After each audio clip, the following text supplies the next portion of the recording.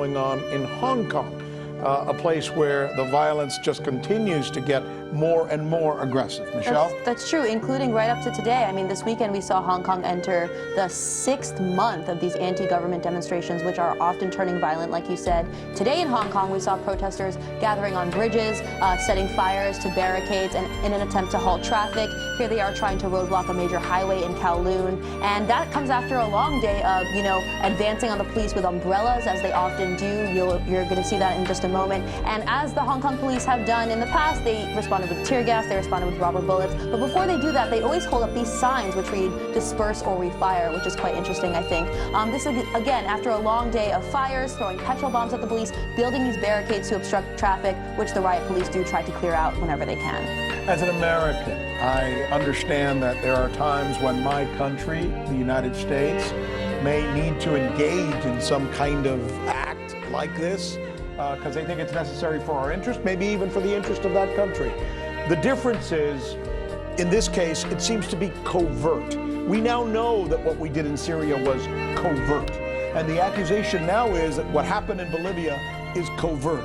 What's going on in Hong Kong is covert.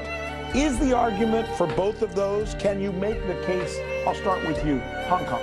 Well, here's what you could say about it being covert. Even though a lot of these relationships between the Hong Kong opposition politicians, Hong Kong opposition media, and U.S. organizations and politicians are not secret, they aren't the official policy of the United States. So we do have some evidence of these, so-called covert operations. I'll run through a few of them just briefly. Let's start with the media. Jimmy Lai, who's the owner of the most widely read tabloid in Hong Kong, who actually was declared by the U.S. government via WikiLeaks cables, we know, as someone who has the ability to, quote, shift conversations, is someone with a lot of links to the U.S. Here he is speaking at the Foundation for the Defense of Democracies. Interestingly enough, during this conversation, he called the United States a country with, quote, moral authority over China. So that's interesting as well. But this is an organization, the FDD, with 2 former CIA directors advising them, as well as 12 former National Security Council members. So very embedded with... Do the math, right?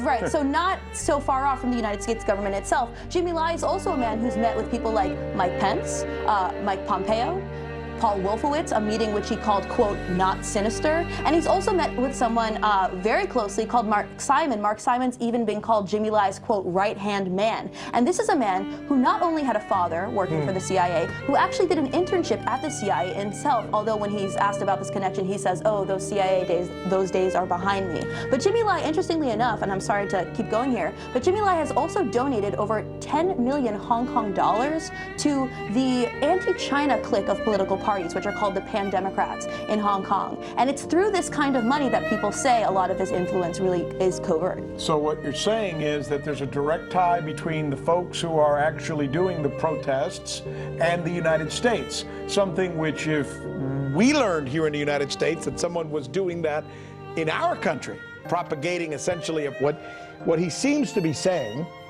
is that what's going on in Hong Kong may not actually be what it appears to be, that there's something behind this, something pushing, someone perhaps with an agenda. Is he right? Yes, you could certainly say he's right, and this is an element of the Hong Kong protests that are not being so covered in the Western corporate press. No surprise there. So I want to show you something. I want to show you the organizers of these anti-extradition law. They call themselves the Civil Human Rights Front, and I want to show you the members of the organizations of this Civil Human Rights Front. So these are the protesters. That's right, the organizers of these protesters. Not all of the protesters are part of these groups, but these are the organizers. We've got the Hong Kong Institute of Human Resource Management, we've got the Hong Kong Confederation of Trade Unions, as well as a number of others. Now, what do all of these organizations that you see listed here have in common? They're all taking money, and they've all worked with an organization called the National Endowment for Democracy. They've all received funding from this organization. Now, the National Endowment for Democracy has been funding groups in Hong Kong. This goes back to the 90s, but just in the last year, the Hong Kong Institute for Human Resource Management, which is the first thing that you saw on your list there moments ago, got $90,000 in just 1 year, in just 2018, from the National Endowment for Democracy. Would you tell us, so our viewers can understand, who the hell is the National Endowment for Democracy? Who are these people? That's right. So who is this NGO funding these protesters, right? Great question. I'm so glad you asked. So let's listen to Carl Gershman. Here's what he had to say. He was actually the president of the National Endowment for Democracy at the time he said this. He said, it would be terrible for democratic groups around the world to be seen as subsidized by the CIA. We saw that in the 60s, and that's why it's been discontinued. That's why the endowment was created.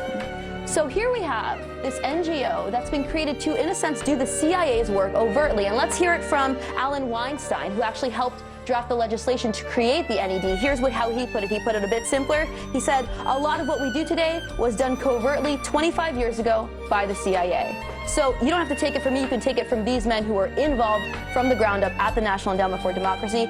Here they are saying that this is, in a sense, a front for the CIA itself. And as you know, the CIA loves funding opposition groups. Well, but you know, a lot of Americans don't know this, right? I mean, you and I this weekend were texting back and forth about the fact that just as back in 2009, the United States actually perpetrated a coup in Honduras, right? The country where we're having all these problems now with all these immigrants coming. That's right. The Obama administration, and it was led by none other than Hillary Clinton, right? That's right. That's kind of, and that's just we do this. Many right-wing coups that the U.S. has supported in the past. Of course, the National Endowment for Democracy was involved in Honduras as well, though. That's a good point.